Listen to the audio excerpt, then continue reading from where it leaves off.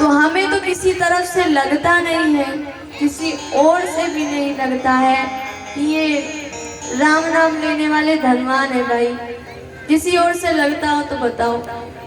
जिसे साधु लोग अयोध्या में जाके राम राम कंठी डुला रहे हैं, कोई अमीर नहीं है, तो क्यों कहा गया कि धनवंता उसी को जानिए जिसके पास राम नाम हो।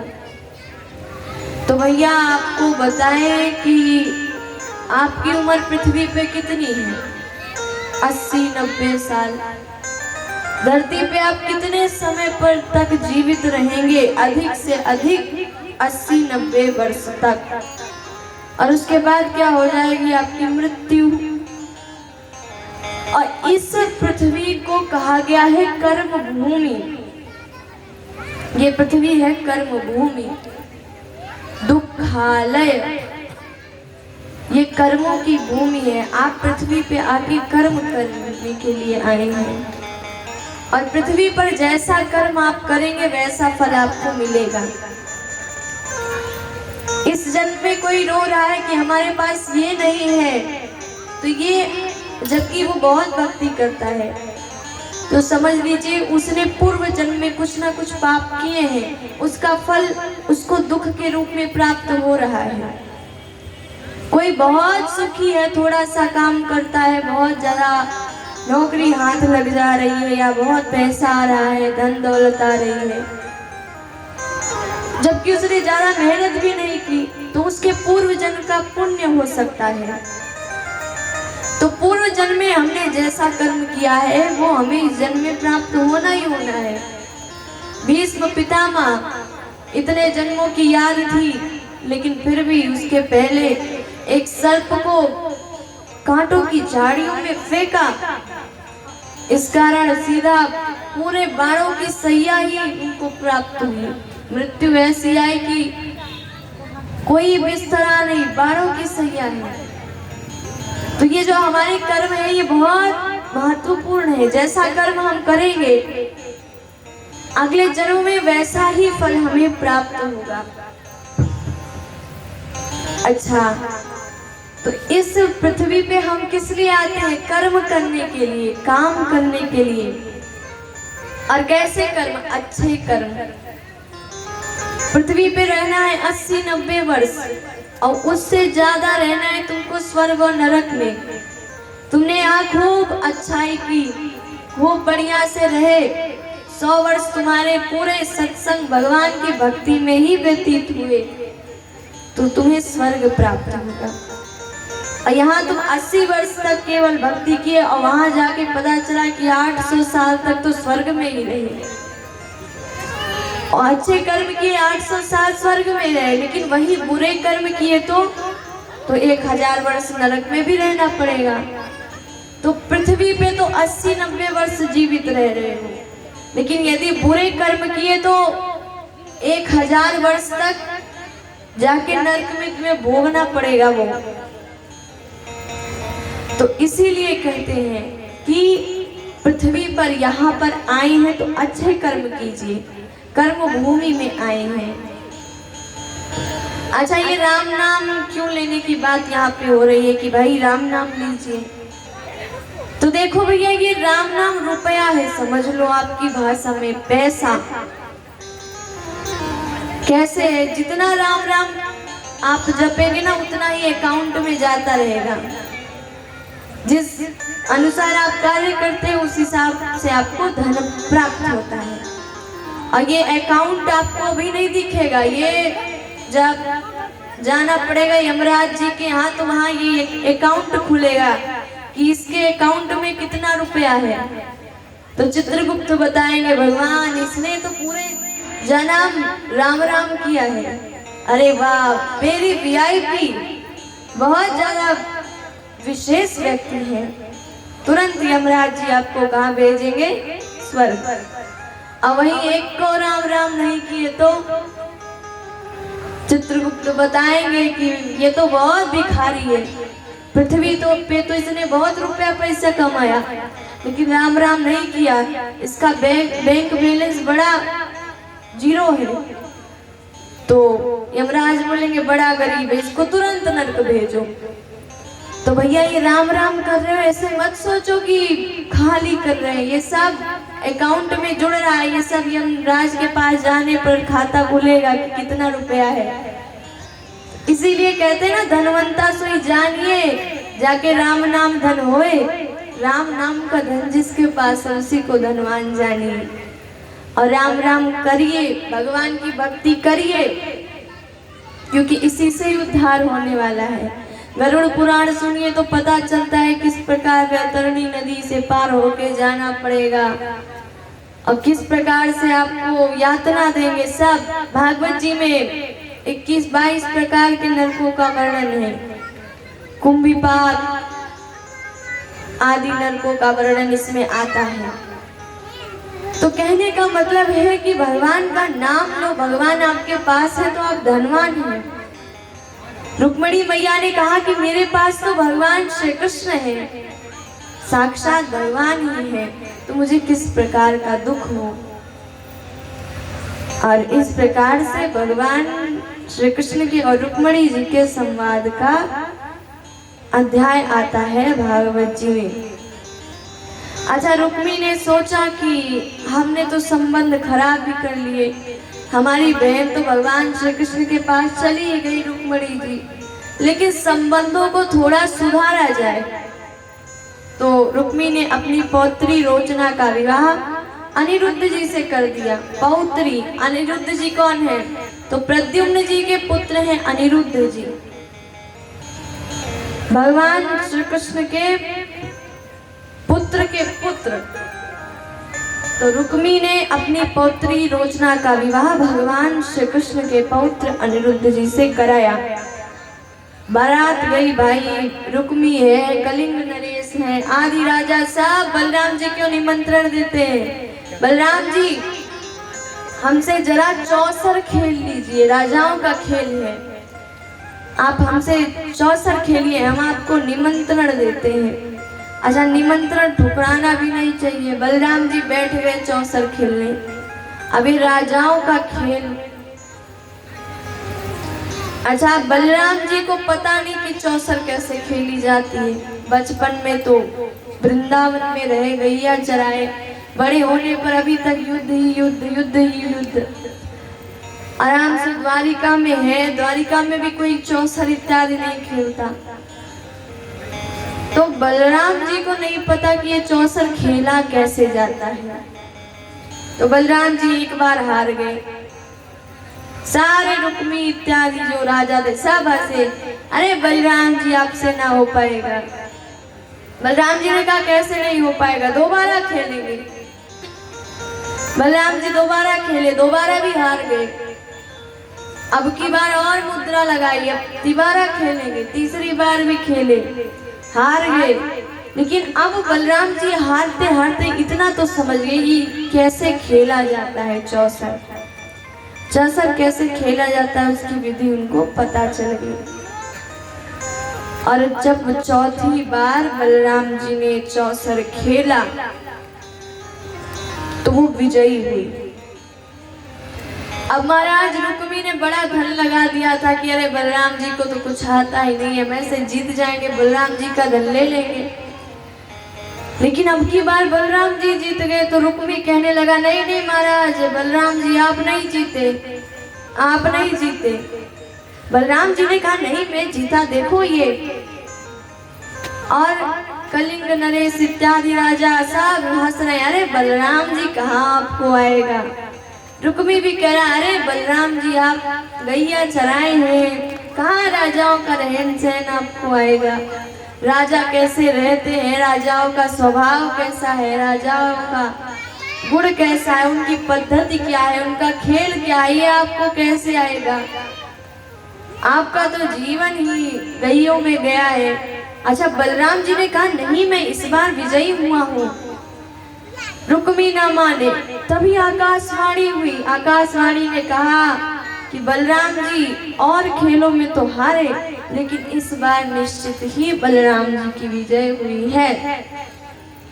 लेकिन रुक्मी इतना ज्यादा अधर्मी फिर भी मानने को ना तैयार हो। बलराम जी को आ गया गुस्सा और बलराम जी ने एक हल उठाया मूसल और ले दमक दिया, बेचारे रुक्मी मर गया और जितने राजा थे सबको मार डाला। और यहाँ पे विवाह हो रहा था रुक्मी की पौत्री रोचना और भगवान के पौत्र अनिरुद्ध जी का विवाह बीच में ही स्थगित हो गया, लेकिन किसी प्रकार विवाह हुआ और इस प्रकार अनिरुद्ध के विवाह में रुक्मी मारा जाता है। आगे उषा अनिरुद्ध मिलन का प्रसंग आता है। फिर नृग राजा की कथा आती है। कहते एक बार भगवान अपने पुत्र पौत्रों को लेके गए बगीचे में कि चलो बगीचे में टहल आते हैं। क्या कैसी हालत है बगीचे की, चलो देखाते। अच्छा, उपवन में गए भगवान के पुत्र पौत्र, भाई संख्या में भी ज्यादा थे और कहते हैं सभी खेलने लगे उपवन में। भगवान कृष्ण एक वृक्ष के किनारे बैठ गए, नीचे बैठ गए। अच्छा, खेलते खेलते भगवान कृष्ण के पुत्र पौत्रों को प्यास लग गई, पानी चाहिए, जल चाहिए। तो कहाँ से आए? तो सब जल की तलाश में इधर उधर घूम रहे थे। तभी उन्हें एक कुआं दिखा। उस कुएं में जैसे ही उन्होंने झांका तो देखा कि एक गिरगिट उस कुएं में पड़ा हुआ है और वो गिरगिट कुएं में बहुत विशाल रूप में है। उसका जो स्वरूप है बड़ा विशाल है। भगवान श्री कृष्ण के पास सारे पुत्र पौत्र इत्यादि आए कि पिताजी ये देखिए क्या है, क्या है। एक बहुत बड़ा गिरगिट हमने देखा, वैसा गिरगिट हमने अपने पूरे जीवन में नहीं देखा। भगवान भी गए कि भाई कैसा गिरगिट है, चलो हम भी देखते हैं। भगवान उस कुएं के निकट गए और उस गिरगिट को कैसे भी निकाला और जैसे ही उस गिरगिट के शरीर में भगवान का स्पर्श हुआ, वो गिरगिट के वेश को छोड़कर एक सुंदर सा स्वरूप धारण कर लिया। उसकी 4 भुजाएं निकल गई, सुंदर सा वेश उसने धारण कर लिया। भगवान ने पूछा, भैया तुम्हारा परिचय क्या है? ये गिरगिट बने काहे टहल रहे थे, जरा बताओ। भगवान श्री कृष्ण ने जब ऐसा कहा तो उस गिरगिट के बाद उस व्यक्ति ने कहा कि भगवान मेरा नाम है राजा नृग। उसने अपना परिचय दिया। आपने कभी भी दानियों की सूची देखी हो, लिस्ट देखी हो कि कौन कौन बड़े बड़े दानी हुए, तो भगवान निश्चित ही पहले ही नंबर पे मेरा जो नाम होगा वो आपके कानों में कभी ना कभी पड़ा होगा। जब ये बात आई होगी कि किसने कितना दान दिया, कौन दानी था,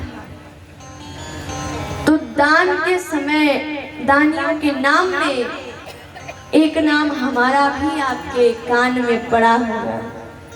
मेरा नाम है नृग। भगवान ने कहा, भैया तुम इतने दानी कि तुम्हारा सूची में पहला ही नाम होगा, तो तुम ये गिरगिट बने कैसे टहल रहे हो, जरा ये बताओ। राजा नृग ने कहा कि प्रभु मैं बहुत दान करता था, मैंने बहुत हजारों लाखों गायों का दान किया। प्रतिदिन 1000 गायों को मैं दान करता था, 1000 गाय। और ऐसे नहीं दान करता था कि कोई भी गाय आ जाए उसको दान कर दिया। तो कैसे गाय दान करते थे? जो बछड़े वाली हो, जो दूध देने वाली हो, ऐसी गायों को दान करता था। और ऐसा ही नहीं, उनके सींगों में सोना मढ़वाता था, उनके खुरों में चांदी मढ़वाता था और बढ़िया से उनको सजा बजा के फिर दान करता था। भगवान ने कहा, अच्छा और आगे बताओ। तो फिर राजा नृग ने कहा कि प्रभु, एक दिन मैंने एक गाय को दान की और वो एक ब्राह्मण उस गाय को ले गया, लेकिन उसी रात वो गाय उस ब्राह्मण के यहाँ से हमारे दान देने वाली गैयों में आके मिल गई। और फिर पुनः मैंने प्रातः काल उसी गाय को दान कर दिया, मतलब दो बार। अच्छा, अब जिसको पहले दान किया था, जिसके घर से आई थी राजा के दान की गायों में, तो वो ढूंढते ढूंढते जा रहा था कि हमारी गैया कहाँ गई। राजा नृग के यहाँ से पाए थे।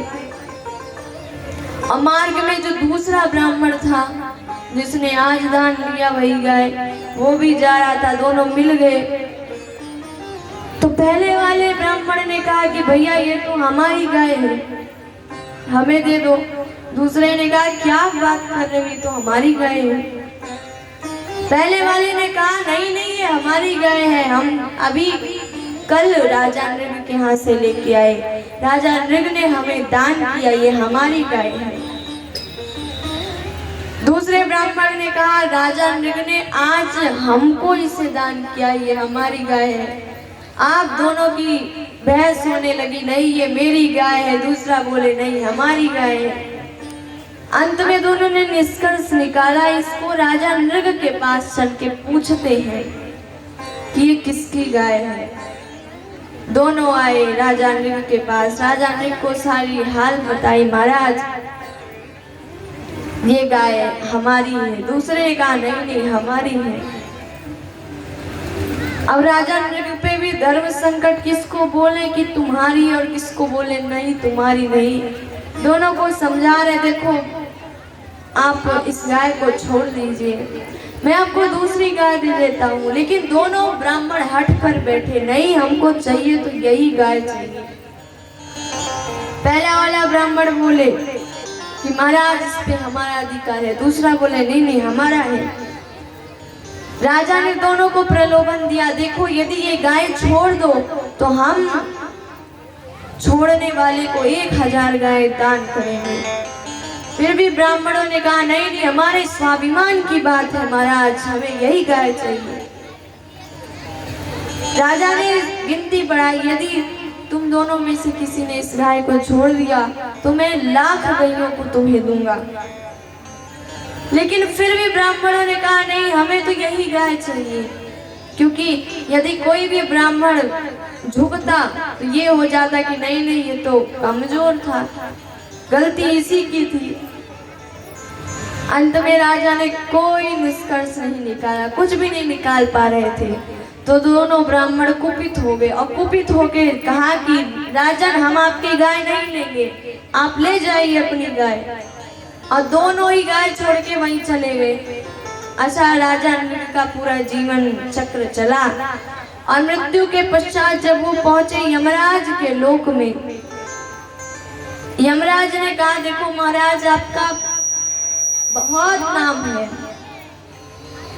आपने बहुत दान किया है, आपके दान की गिनती नहीं की जा सकती है, इसलिए आपको स्वर्ग मिलता है, आप स्वर्ग के अधिकारी बने हैं।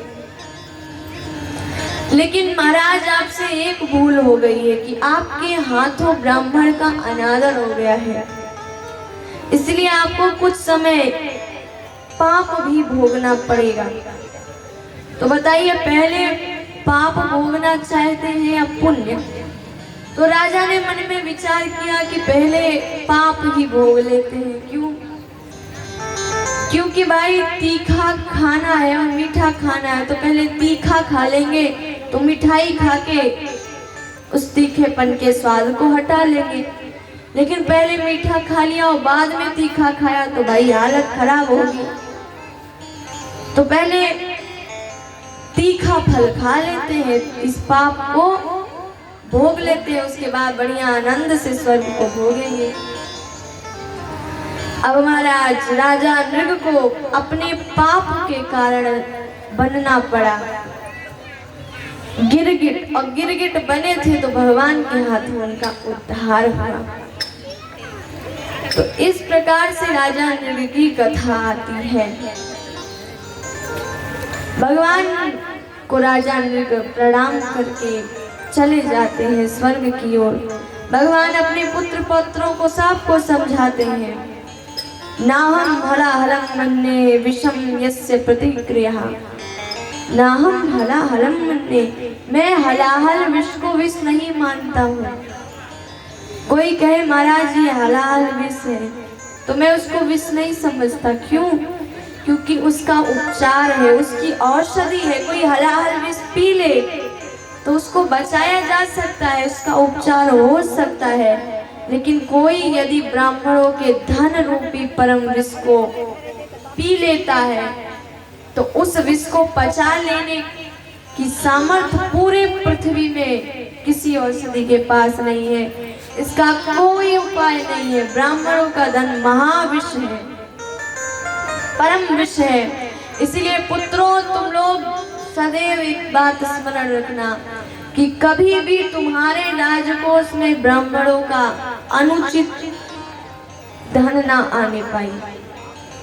कभी भी ब्राह्मणों का धन तुम्हारे राजकोष में अन्यथा ना आने पाए, नहीं तो राजा नृग की ही हाल होगी। तो ये राजा नृग की कथा थी। लेकिन महाराज आपने एक बात ध्यान दिया कि राजा नृग का स्वभाव गिरगिट बने हैं, गिरगिट का स्वरूप है।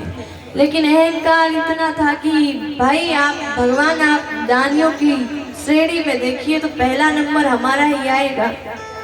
भगवान भी मन में हंस रहे हैं कि कितना अभिमानी है। जरा सोचो, इसके अभिमान की कोई था नहीं है। पहले तो गिरगिट बना है, उसके बाद बोल रहा है कि हम तो महादानी हैं। तो ये जो मन होता है बड़ा फूला फूला फिरता है कि अरे हम तो इतने बड़े व्यक्ति हैं। लेकिन राजा नृग को भी भोगना पड़ा। इतने बड़े राजा थे जो प्रतिदिन 1000 गईयों को दान करे तो क्या उसके पास संपत्ति कम रही होगी, ऐश्वर्य कम रहा होगा? सोचिए, मन में विचार कीजिए। ऐश्वर्य तो बहुत रहा होगा, लेकिन उस ऐश्वर्य का कुछ नहीं हुआ। सब एक दिन व्यर्थ हो गया। राजा नृग गिरगिट बन गए अपने कर्मों के कारण। इसलिए एक बहुत ही सुंदर निर्गुण भजन है जिसमें कहते हैं कि अरे ये मन जो है बड़ा फूला फूला फिरता है बड़ा, लेकिन वास्तव में इसका कोई नहीं होता है। आइए सभी लोग गाते हैं। मन फूला फूला फिरे जगत में कैसा नाता रे, मन फूला फूला फिरे जगत में कैसा नाता रे। मन फूला फूला फिरा जगत में कैसे ना